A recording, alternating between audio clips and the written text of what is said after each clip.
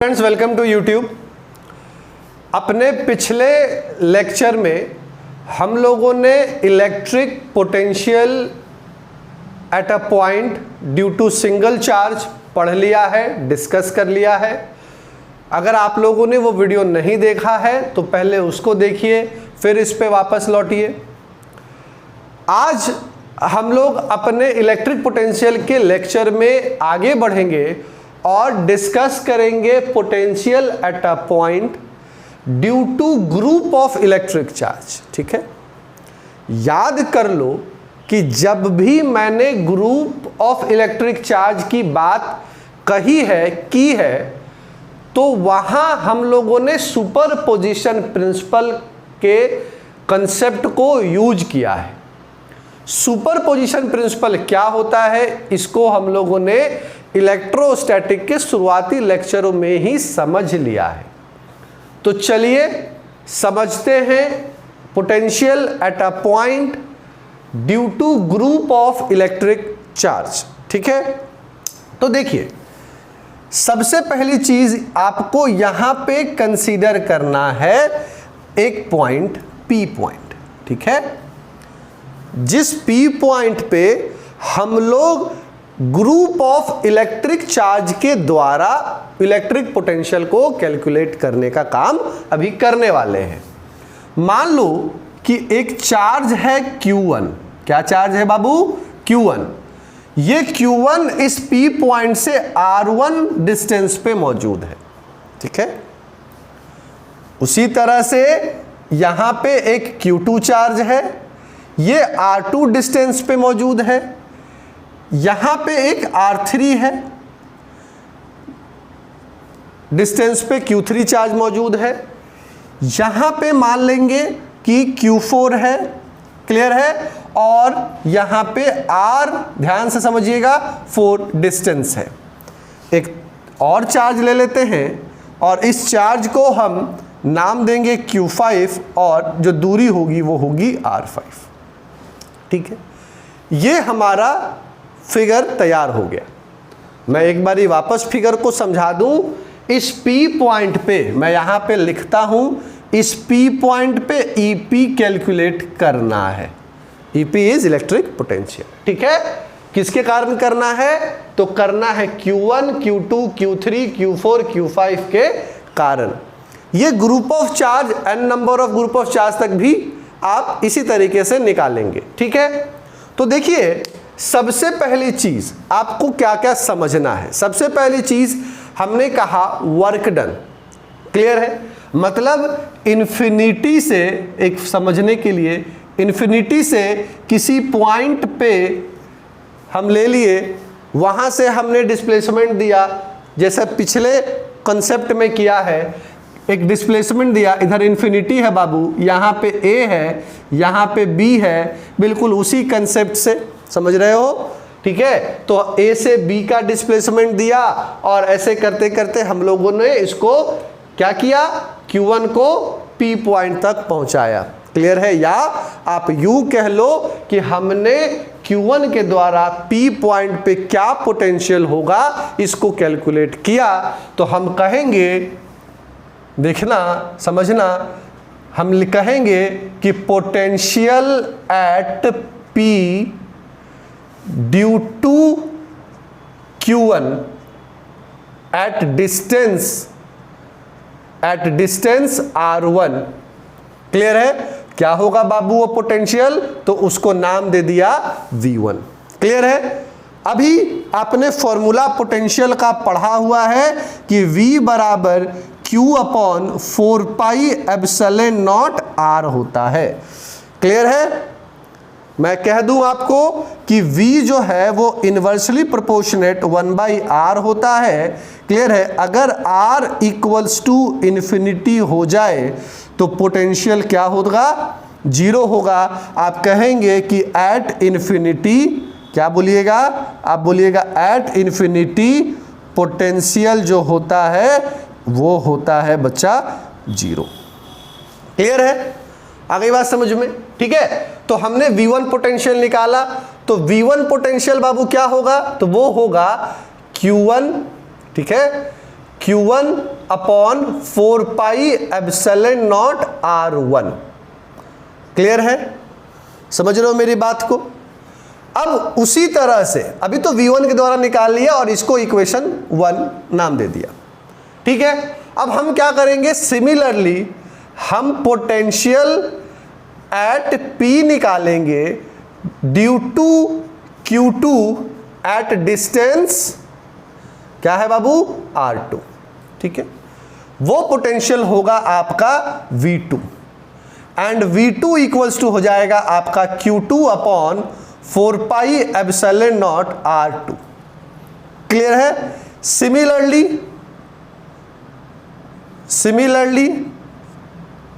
Potential at P due to Q3 at distance R3 आप लिखोगे कि सर वो V3 बराबर Q3 upon 4 pi epsilon not, clear है, 4 पाई एप्सिलॉन नॉट R3 होगा। ये आपका इक्वेशन दूसरा रहा, ये आपका इक्वेशन तीसरा रहा। क्लियर है? V4 कितना होगा, तो वो होगा Q4 upon 4 pi epsilon not R4। ये हो गया इक्वेशन 4। और उसी तरह से V5 जो मिला, क्लियर है, वो हो गया Q5 upon 4 pi epsilon not R5। ये हो गया आपका इक्वेशन 5। क्लियर है? हम कहेंगे कि V3 जो है वो potential at P due to Q3 charge, V4 potential at P due to Q4 charge और V5 potential at P point due to Q5 charge. Clear है? अब हमको क्या करना है, तो अब हमको टोटल पोटेंशियल निकालना है। क्लियर है? तो याद करो टोटल पोटेंशियल निकालने के लिए क्या किए थे, सुपरपोजिशन प्रिंसिपल का इस्तेमाल हम लोगों ने किया था। तो हम लिखेंगे अप्लाइंग सुपरपोजिशन प्रिंसिपल बाबू, applying superposition principle to calculate total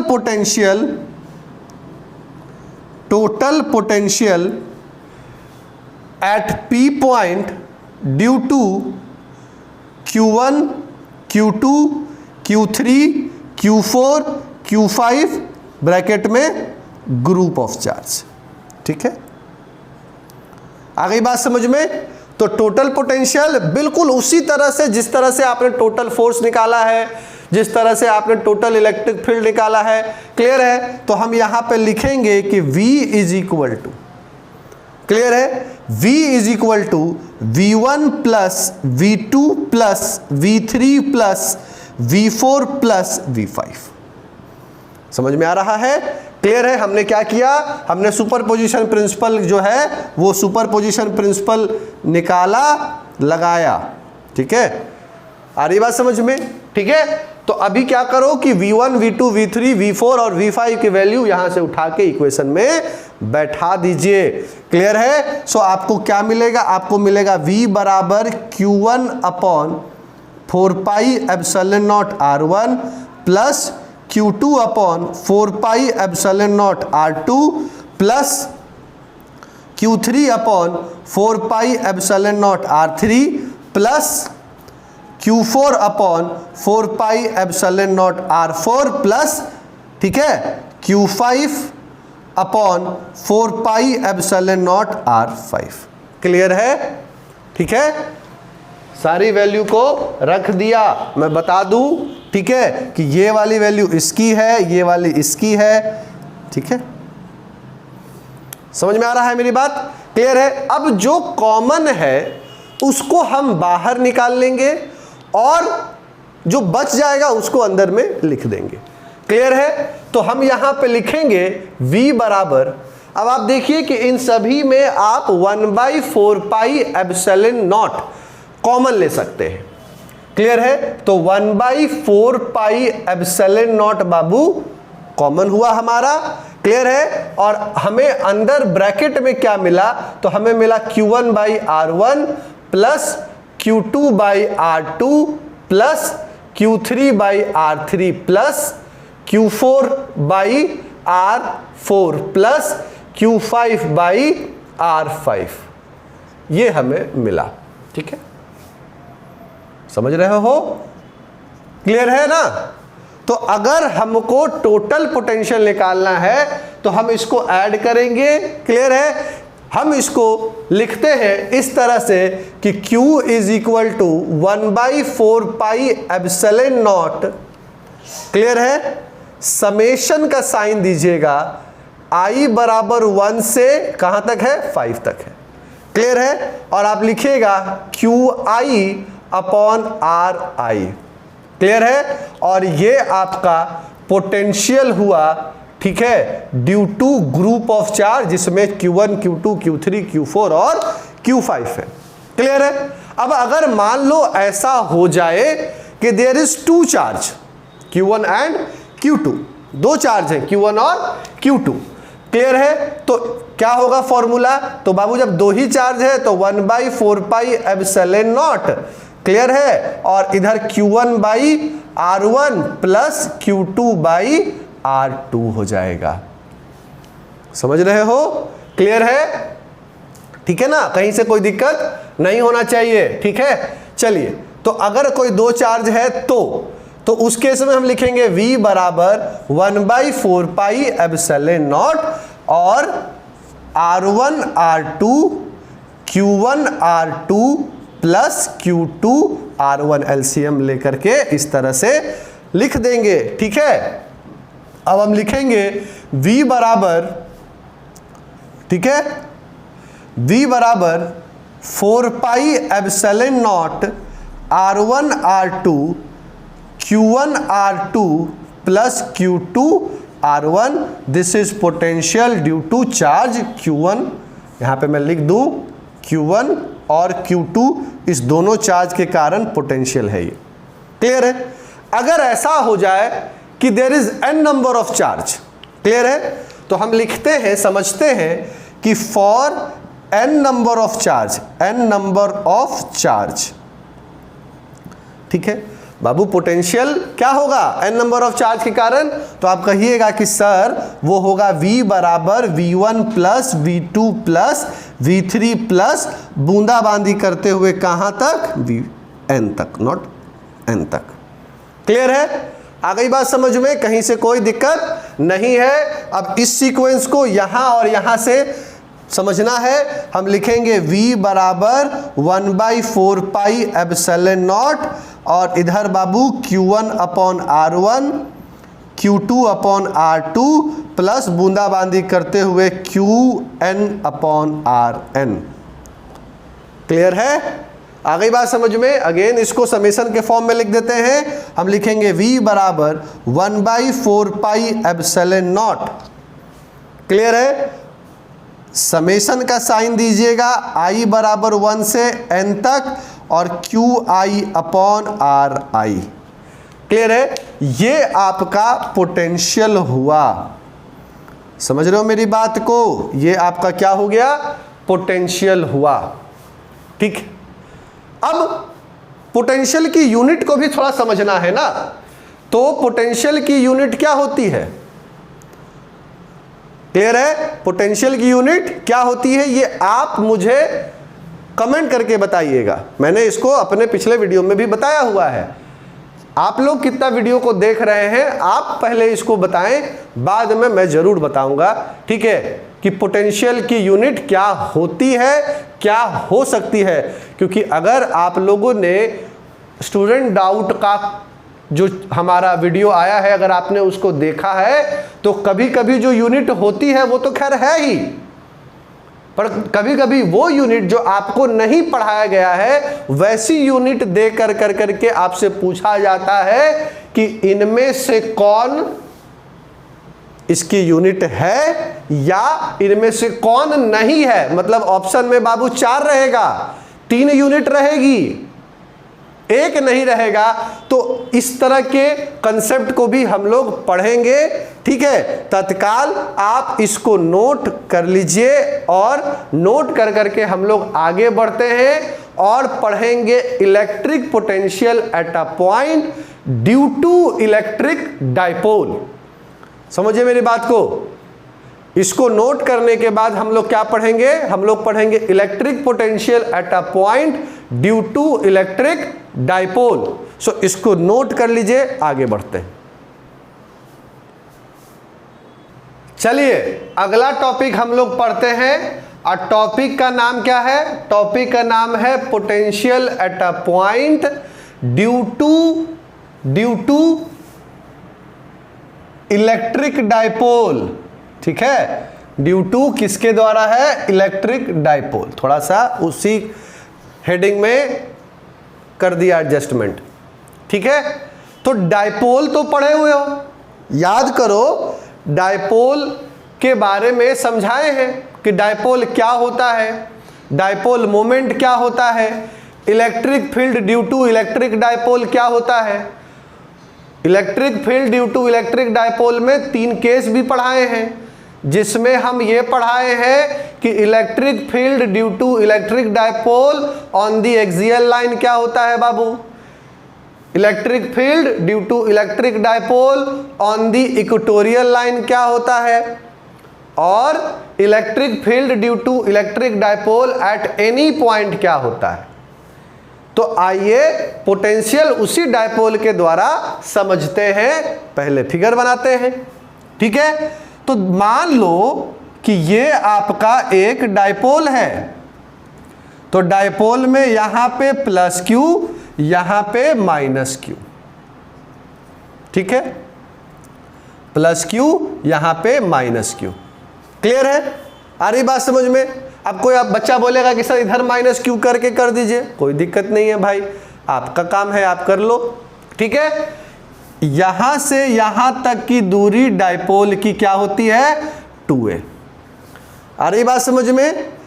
अब ये हुआ डाइपोल का centre O।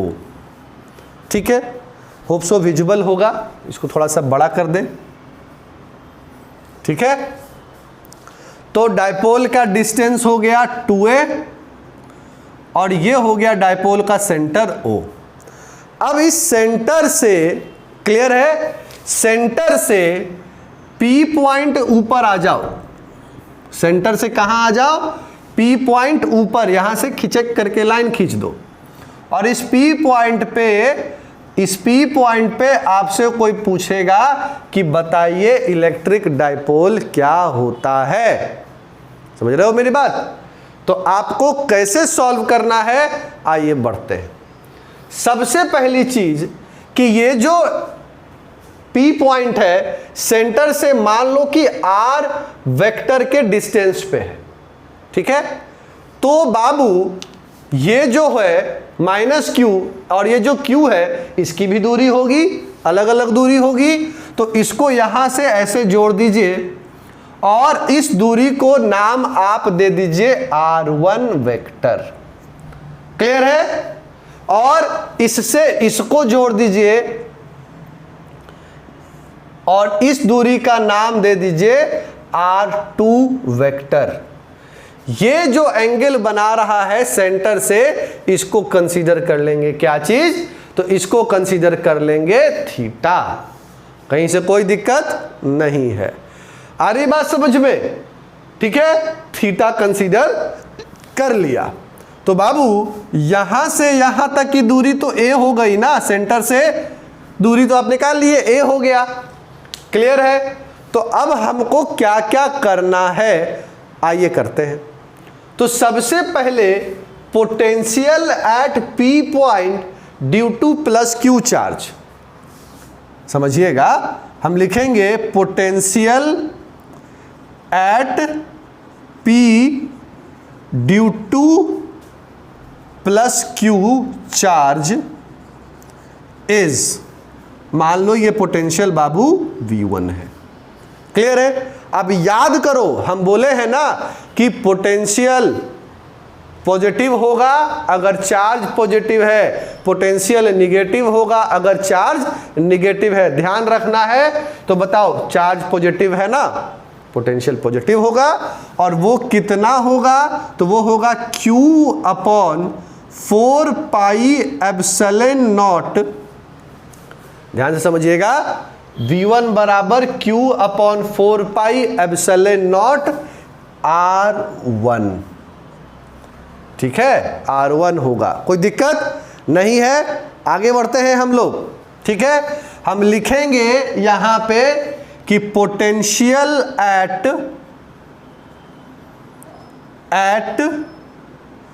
P due to minus Q charge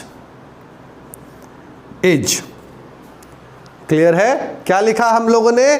तो हमने लिखा कि potential at P due to minus Q charge is V2 और V2 हो गया आपका minus Q upon 4 pi epsilon not R2। Clear है? कहीं से कोई दिक्कत नहीं होना चाहिए। ठीक है, आगे बढ़ते हैं। ठीक है, चलिए, तो अब अगर हमको टोटल पोटेंशियल निकालना है तो हम सुपरपोजिशन प्रिंसिपल इस्तेमाल करेंगे। हम लिखेंगे कि अप्लाइंग, ठीक है, सुपरपोजिशन प्रिंसिपल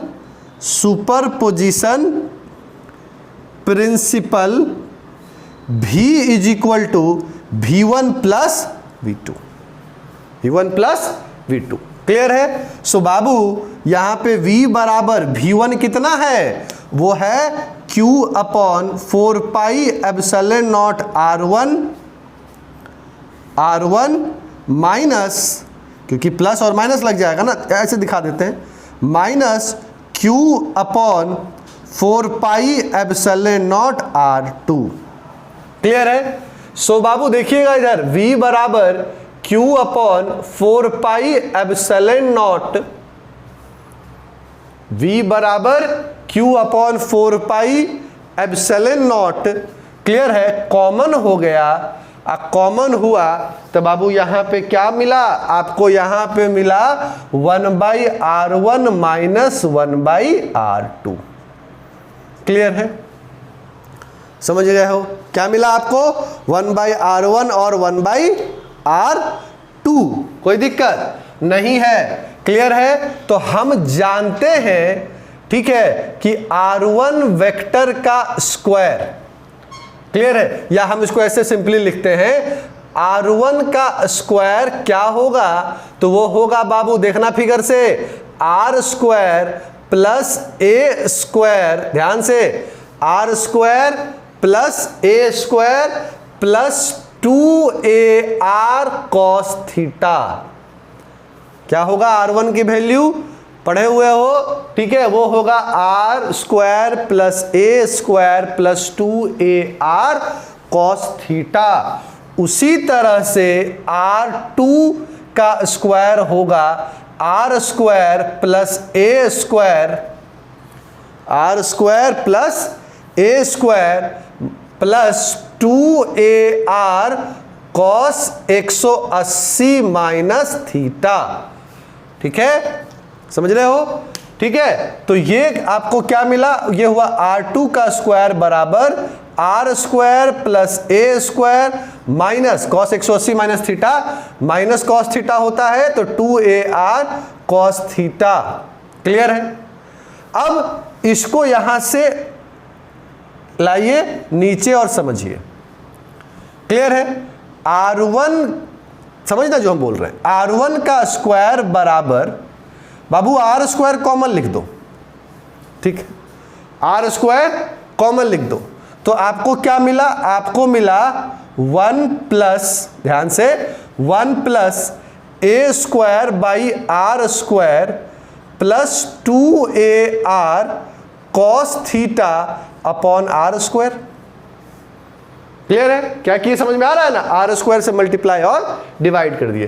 तो यहां पर देखो ना, सीधा ही लिख देते हैं इसको, ये सीधा कितना हो जाएगा? 2A cos theta upon R। Clear है? अब समझिएगा, ठीक है, कि A जो है वो बहुत छोटा है R से। क्लियर है? क्या समझना है? A बहुत छोटा है R से। क्लियर है? तो इसका मतलब R square is similar to क्या? वेरी स्मॉल, R स्क्वायर और छोटा हो गया। क्लियर है? तो हम सीधा कह सकते हैं कि बाबू a square plus r square is similar to 0। कह सकते हैं, बिल्कुल कह सकते हैं। ठीक है, तो r1 का square equals to r square 1 प्लस 2a cos theta upon r हुआ। ठीक है, क्या हुआ? r हुआ। क्लियर है? सो यहां से r1 जो हुआ वो हो गया आर स्क्वायर। ठीक है, या इसको ऐसे लिख देते हैं, वो हो गया r। ठीक है, और इधर हो गया 1 प्लस 2a cos theta upon r का पावर 1/2। क्लियर है? समझिएगा। देखिए, जो मैं बोलना चाह रहा हूं आपको वो चीज को बहुत बेहतर ढंग से समझना पड़ेगा। क्लियर है? चलिए, सिमिलरली, यार इतना तो समझ गए होंगे, सिमिलरली यही चीज R2 के लिए भी होगा, जैसे R1 के लिए हुआ, या R2 के लिए भी उतना ही तमाशा करना है हमको। तो हम क्या करते हैं ना कि उतना तमाशा ना कर करके हम सीधा वैल्यू को सिमिलरली करके लिख देते हैं। क्लियर है? हम लिखेंगे कि बाबू R2 जो होगा वो होता है R इधर 1, ठीक है, minus 2a cos theta upon r का पावर 1/2। क्लियर है? कोई दिक्कत नहीं है? आ गई बात समझ में? ठीक है, चलिए, अब R1 की वैल्यू आपको मिल गई है, आपको R2 की वैल्यू भी मिल गई है। समझिएगा मेरी बात, आपको R1 की वैल्यू मिल गई है, आपको R2 की वैल्यू मिल गई है। ठीक है? ठीक है ना? तो अब देखो बाबू कि हमको यहां पे R1 की वैल्यू भी मिल गई, हमको R2 की वैल्यू भी मिल गई, पर हमको जरूरत जिसका है या तो वो निकाल लो। जरूरत हमको 1/R1 का है, 1/R2 का है, या हम तो कहेंगे कि इसी वैल्यू को यहां पे पुट कर देते हैं। क्लियर है? आ गई बात समझ में? तो चलिए अगला स्टेप को समझिए। हम लिखेंगे कि v बराबर, देखना बाबू, q upon 4 pi epsilon not. ठीक है, q बराबर, सॉरी, v बराबर q upon 4 pi epsilon not 1/R1 की वैल्यू देखो, r इंटू 1 प्लस 2a cos theta upon r हुआ ना, अपॉन r। अब माइनस कर दो बाबू। ठीक है, माइनस कर दो। अब माइनस कर करके क्या लिखोगे? तो लिखोगे 1/R, ठीक है, 1 प्लस 2a cos theta upon r। Clear है? और पावर हाफ लगाना जरूरी है। ठीक है ना? चलिए, यहां तक तो आपने लिख दिया। ठीक है, अब आगे देखिए, तो हम लिखेंगे v बराबर, ठीक है, v बराबर, देखो बाबू दोनों में 1/R कॉमन है, लिख दो बाहर, तो हो जाएगा q upon 4 pi epsilon not r। अब ब्रैकेट में आ जाओ। क्लियर है? पावर हाफ है, ऊपर जाएगा माइनस हाफ हो जाएगा, सेम यही चीज इसमें भी होगा। तो हो जाएगा 1 प्लस 2a cos theta upon r का पावर माइनस हाफ, माइनस डालेंगे इधर। क्लियर है? और हो जाएगा 1 minus 2a cos theta upon r का पावर माइनस हाफ। कोई दिक्कत? देखो यहां पे प्लस लिखा गया है। चलो ठीक है, चलिए ये हो गया ना।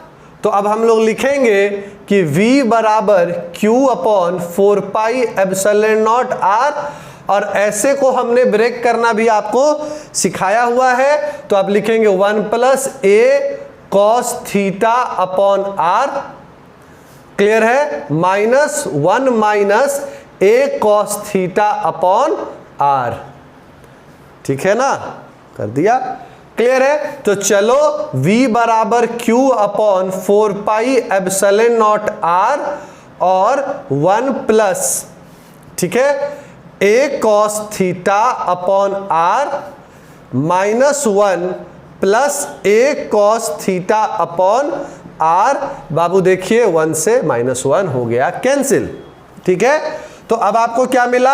आपको मिला v बराबर q upon 4 pi epsilon not r, bracket में आ जाइएगा, ठीक है, ब्रैकेट में आ जाइए और लिखिए यहां पे a cos थीटा को और इसको ऐड कर करके तो जाएगा 2a cos theta upon r, जिसको हम लोग लिखेंगे q 2a cos theta upon 4 pi epsilon not r square. Clear है? v बराबर q upon 4 pi epsilon not लिखेंगे v बराबर q upon 4 pi epsilon not r into 2a cos theta upon r, जिसको हम लोगों ने यहां पे लिखा। अब जैसा कि आप लोग जानते हैं कि डाइपोल मोमेंट p बराबर q2a होता है, पढ़े हुए हो, ठीक है, होता है, क्लियर है। तो इसको देखो, क्या इसको p लिख सकते हैं? बिल्कुल लिख सकते हैं। तो आप लिखेंगे आप लिखेंगे v बराबर, क्लियर है, p cos theta upon 4 pi epsilon not r square. Clear है? आ गई बात समझ में? अब देखो p cos theta upon 4 pi epsilon not r square लिख सकते हैं।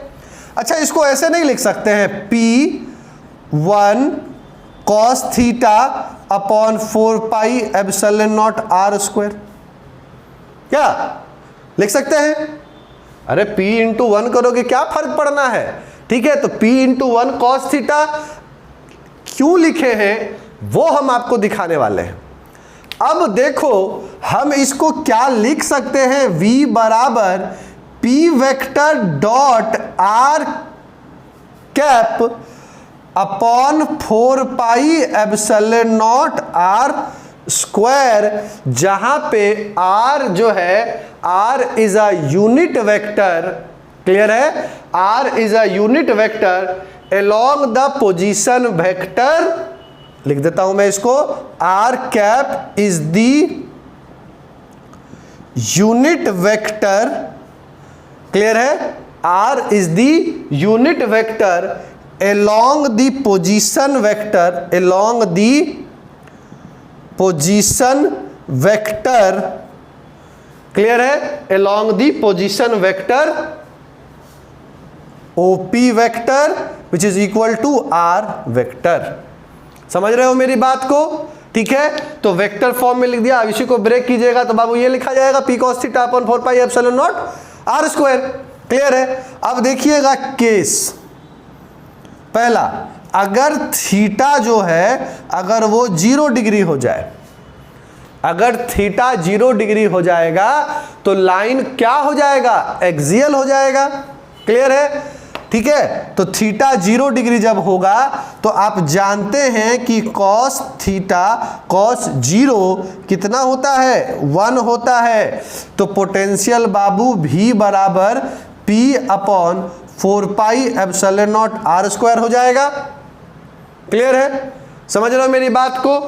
अगर उसी तरह से अगर थीटा का वैल्यू पाई हो जाए, मतलब 180 डिग्री हो जाए, तो कॉस 180 का मान -1 होता है, मतलब कॉस 180 को कॉस पाई भी लिख सकते हो।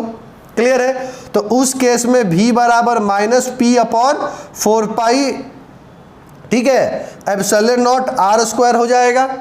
नोट कर लेना है, ठीक है। समझो कि अगर थीटा जो है 0 होगा तो पॉजिटिव, अगर थीटा 180 होगा तो -p upon 4 pi epsilon not r square. Clear है? अब अच्छा, अब अगर थीटा का वैल्यू बाबू π/2 हो जाए, π/2 मतलब 90 डिग्री हो जाए। तो पढ़े हो ना कि cos 90 0 होता है, यहाँ पे उठा के रखिए वैल्यू में P बराबर cos 90 सॉरी V बराबर P cos 90 अपॉन 4πε0r², क्या हो जाएगा 0 हो जाएगा। इसका मतलब तुमको समझ में आ रहा है? इसका मतलब है कि इलेक्ट्रिक डायपोल में इक्वेटोरियल लाइन पे पोटेंशियल 0 होती है। मैं फिर से बोल दूं, थीटा अगर आपने 90 डिग्री कर दिया तो cos 90 कितना हो गया, cos 90 हो गया 0, पोटेंशियल हो गया 0।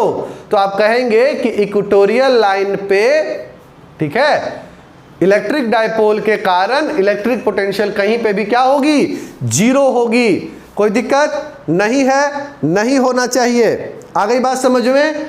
और अगर थीटा का मान 0 होगा तो V बराबर पॉजिटिव होगा, अगर 180 होगा तो निगेटिव होगा। इसको समझ लीजिए, नोट कर लीजिए। और अपने अगले लेक्चर में हम लोग आगे बढ़ेंगे और जो टॉपिक समझेंगे वो है इक्विपोटेंशियल सरफेस। साथ ही साथ इक्विपोटेंशियल सरफेस को पढ़ाने के बाद हम आपको जो टॉपिक अभी पढ़ा दिए हैं इलेक्ट्रिक पोटेंशियल और उसके अंदर जो भी कॉन्सेप्ट्स मैंने आपको दिए, उन कॉन्सेप्ट के ऊपर बेस्ड कुछ न्यूमेरिकल्स हम लोग करेंगे। ठीक है, तब तक के लिए चैनल को लाइक, शेयर और सब्सक्राइब करते रहिए और जुड़े रहिए बियॉन्ड एजुकेशन के साथ।